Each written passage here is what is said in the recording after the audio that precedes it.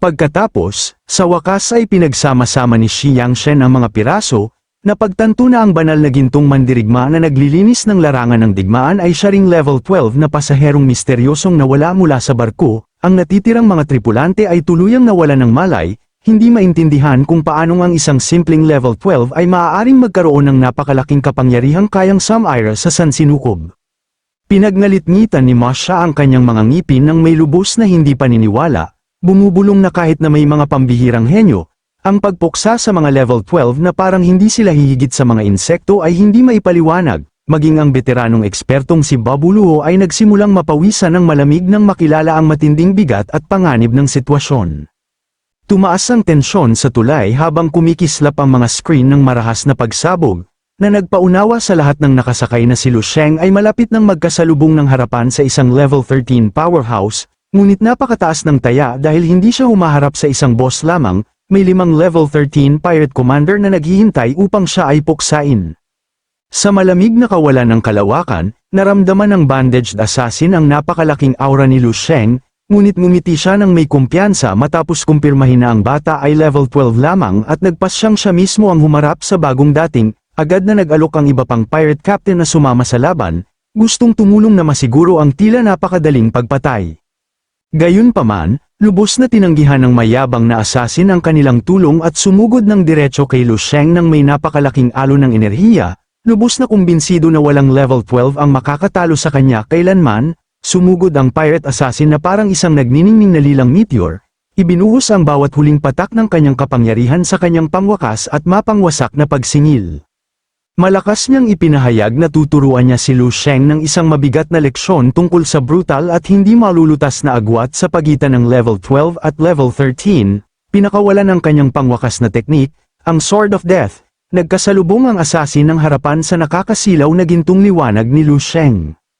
Ngunit lumabas na ang agwat na iyon ay hindi umiiral, at sa isang bahagi ng isang segundo ng dalisay na pangingibabaw, basta na lamang hinati ni Lu Sheng ang pirate commander sa gitna, desperadong sinusubukan ang huli na muling buuin ang kanyang nahati na katawan, sumigaw ang takot na assassin dahil sa sindak, ganap na hindi maintindihan kung paano ito nangyayari sa kanya. Samantala, dahan-daang tumigil si Lu Sheng sa kawalan ng kalawakan, mukhang ganap na hindi maapektuhan at perpekto sa loob ng kanyang nagniningning na gintong aura, hindi man lang niya napansin ang pag-atake, nagtataka sa kanyang sarili kung ang isang simpleng langaw ay dumaan lamang sa kanyang mukha. Bumalik sa loob ng barko, nakatitig si Masha na may pagkabigla sa screen, alam na para sa sinumang normal na henyo, ang humarap sa level 13 ay magiging instant death sentence na walang pag-asang makatakas. Gayunpaman, ang ganap na halimaw na ito ay walang kahirap-hirap na sinira ang mga alituntunin ng sansinukob, dinurog ang isang kataas-taasang eksperto habang siya mismo ay level 12 lamang. Ang buong mga tripulante ay nakatayong paralizado sa tahimik at kolektibong pagkahilo, ang kanilang mga isip ay lubusang nawasak ng gwapong binata sa screen, sa gitna ng katahimikang ito ng pagkamangha. Sa wakas ay naalala ng lahat ang hindi kapani-paniwalang pahayag na ginawa ng veteranong powerhouse ilang sandali lamang ang nakalipas. Lumabas na si Haiji daw ay hindi naman nagpapalabis, at ang walang katotohanang level 12 na ito ay tangang kanilang banal na tagapagligtas, na mag-isa ay ginagawang cosmic scrap ang pirate fleet, biglang napagtanto ng mga tripulante na ang veteranong master ay hindi baliw at ang binatang ito ay tunay na may lakas panlaban upang baguhin ang takbo ng buong labanan. Sa madaling pagwasak ni Lu Sheng sa frontline ng kaaway, mabilis nilang kinakalkula ang kanilang sariling mga yaman, napagtantong mayroon pa silang 3 level 13 na tagapagtanggol sa kanilang panig. Ang dati ay tila ganap na nakamamatay na sitwasyon ay biglang nagbago tungo sa isang laban na maaari nilang ipanalo upang mabasag ang pirate blockade.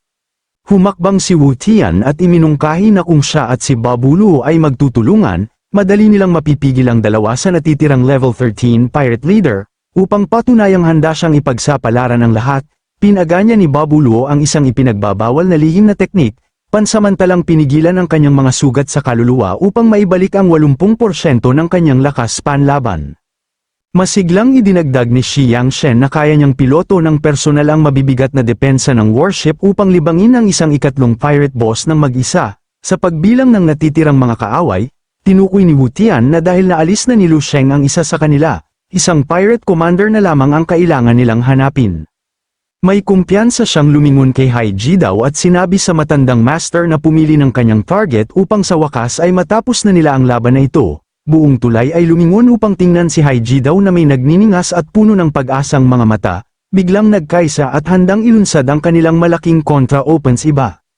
Matapos matagal na harapin ang kamatayan, ang natitirang mga tripulante ay biglang napuno ng napakalaking pag-asa, halos ipinagdiriwang ang mahimalang pagbabagong ito ng mga pangyayari. Gayunpaman, ang kanilang magandang tactical na plano ay agad na nauwi sa wala nang sabihin sa kanila ni Haiji daw na huwag nang mag-abala, na nag-iwan sa buong silid na ganap na natulala.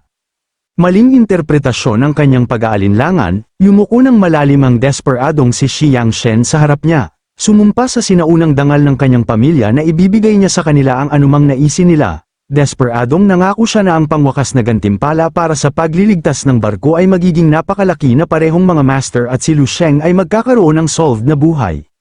Napagtanto ang hindi pagkakaunawaan, mabilis na nilinaw ng pinagpapawisang si Haiji daw na ang problema ay walang kinalaman sa bayad o sa kanyang pagpayag na tumulong, na wala ng pasensya, sinigawan siya ni Babuluo na iluwa na lamang ang anumang nakatagong kahilingan upang makakilos na sila bago pa maging huli ang lahat. Mahigpit na pinaalalahanan siya ni Wu Tian na oras ay tumatakbo at ang kanilang gintong pagkakataon na sumalakay ay mabilis na nawawala. Itinuro niya na bilang isang veterano ng alien battlefield, dapat alam ni Haiji daw ang napakalaking kahalagahan ng tamang oras sa labanan ng higit sa sinuman. Ikinakaway ang kanyang mga kamay ng may takot, sinabi sa kanila ng matandang master na nagkakaroon sila ng ganap na maling ideya sa sitwasyon, ipinaliwanag niya na ang kanyang pagtutol ay hindi dahil sa gantimpala, kundi dahil wala talagang dahilan para sa sinuman sa kanila na lumabas pa ng barko. Natigilan si Wu Tian nang basta idinagdag ni Haiji daw na ang paggawa ng tactical na battle plan ay isang kumpletong pag-aaksaya ng oras, itinuro ang isang matatag na daliri ng diretso sa tactical monitor, ipinahayag ng master na ang kanilang pinakamagandang posible ay ang umupo lamang, maghintay, at hayaang hawakan ng kanyang disipulo ang sitwasyon. May kumpiyansa siyang sinabi na si Lu Sheng ay hindi nangangailangan ng anumang uri ng suporta at siya ay ganap na may kakayahang patayin ang natitirang Pirate Lord ng mag-isa, napatigil ang mga tripulante sa katahimikan, nahihirapang i-proseso ang walang katotohanang ideya na ang isang level 12 lamang ay haharap ng mag-isa sa isang armada ng level 13 Space Pirate Leader.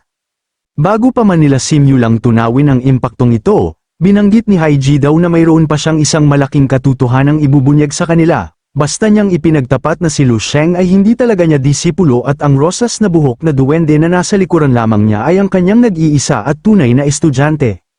Muli siyang tumingin sa monitor na nagpapakita ng nagniningning na gintong mandirigma. Inamin ng veteranong master na wala siyang kahit isang bahagi ng talentong kinakailangan upang maging guro ni Lu Sheng. Sa katunayan, idinagdag niya ng may lubos na katapatan na ang cosmic power at martial mastery ni Lu Sheng ay napaka-advance na ang bata ay talagang kwalipikadong siya ang magturo sa kanya sa halip.